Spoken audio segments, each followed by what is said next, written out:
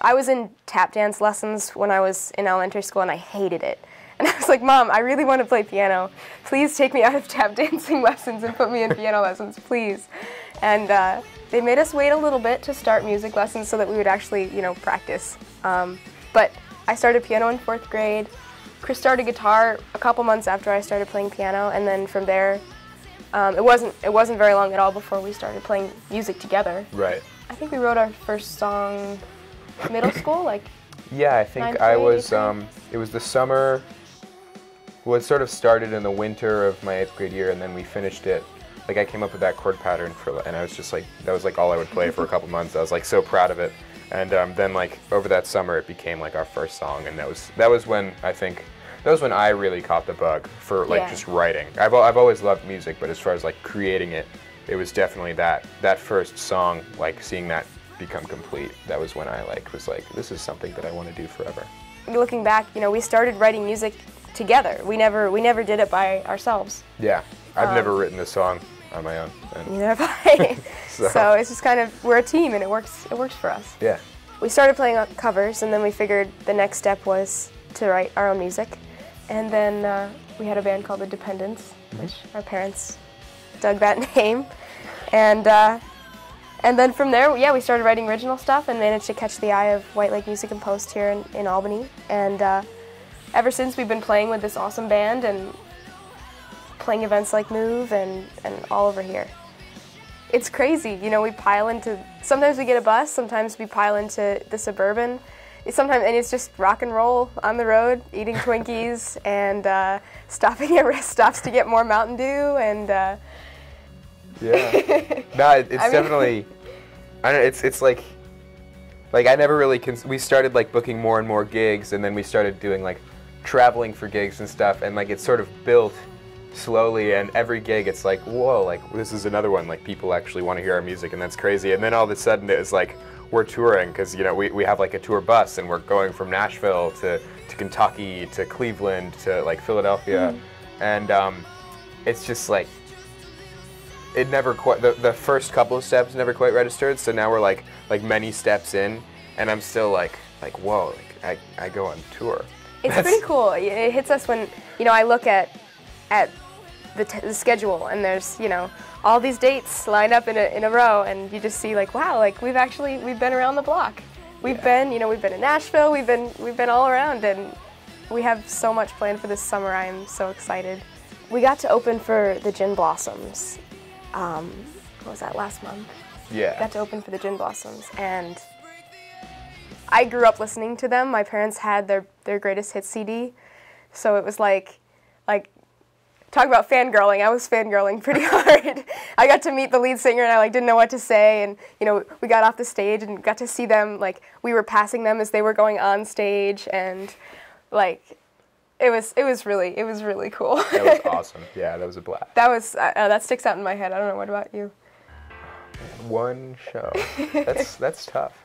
For me, it's probably either this is kind of a nostalgic way of looking at things, but probably either like the very, very first time we ever got on stage, which was just like a local talent show, or the gig that we met David, our producer, on. Because that particular show, it's not like playing that show, it wasn't like particularly glorious. It was like this big metal container that we were in, and there were like 4 people there. And we're playing the beer tent at the Fun Fair. Yeah, it was this like, big metal roof tent, so the acoustics were like a mess. And dairy cow shows and us playing and. Right, but that kind of spawned. David found us. Yeah, that was like where we grew into like what is happening with our music career right now. So that for me is like. Yeah. That's pretty meaningful. I'm sort of a sucker for Cinderella. That was kind of a little bit of my baby, I guess. Mm-hmm. When we wrote that one, it's kind of like a very like angsty girl power song, right? On the surface, and so I got into the whole "why am I not a Disney princess" mentality and wrote that song. And I actually really like the guitar solo of that song. Every time we break into the solo and you just tear it up, especially live, I think it really matches the energy of what I'm singing about, which is like we can't all be Cinderella, you know, like I can't have glass slippers because they're just not comfortable, or you know, like yeah, I can't have Prince Charming and his guitar solo. Like I don't know, I feel like you feel that when you play it. I think I probably have a different proudest moment for like me as a guitarist versus like songwriting as a whole. So like me as a guitarist, I feel like the best guitar I've ever recorded was probably the solo for Cinderella. Like Jocelyn, it just matches the song so well, and I listen to that and I'm just like sometimes I listen to that if it like comes on like one of my friends' shuffle playlists and I don't really register that it's us, and I listen to that and I'm like, wait, like I played that. That's like that's just cool. And I think that one matches the song really well. But as far as songwriting goes off that album, I think my favorite thing that I contributed to was probably the bridge in Hitman. Like that transition, I think making that work was probably my my proudest songwriting moment off the album. He's a guitarist of many hats. Yeah, I think you're good at like stepping into like almost like a role. It's like acting, right? It's like a different facet of your finger skills. When I was young, I was like, I didn't have the focus to actually do like a bunch of different genres possible, so I'd go through like phases.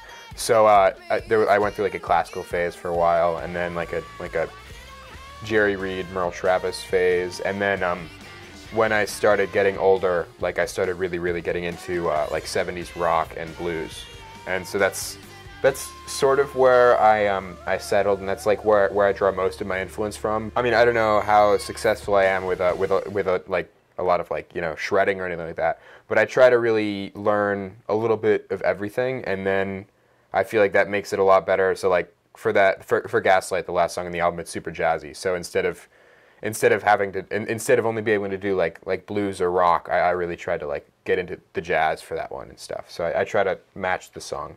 We know someone who was developing sort of a documentary that it's all about gaslighting, which is, you know, when someone takes advantage of someone else for financial reasons or whatever. So it started at this really serious topic, and they're like, hey, do you think you could write a song about that?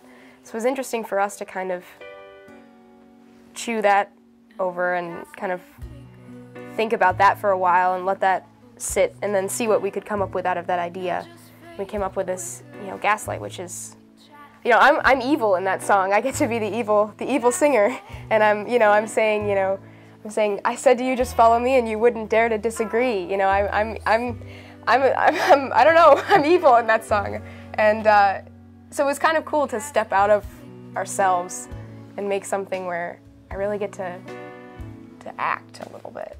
Our style is definitely starting to like become more defined, and I wouldn't say you could nail us down to like a single genre yet or anything like that, but our new songs, you hear them and like, you know, Jocelyn's, they have our stamp on it. Yeah. And we always try to write keeping in mind that we have Jocelyn's voice with us, which is a pretty powerful tool.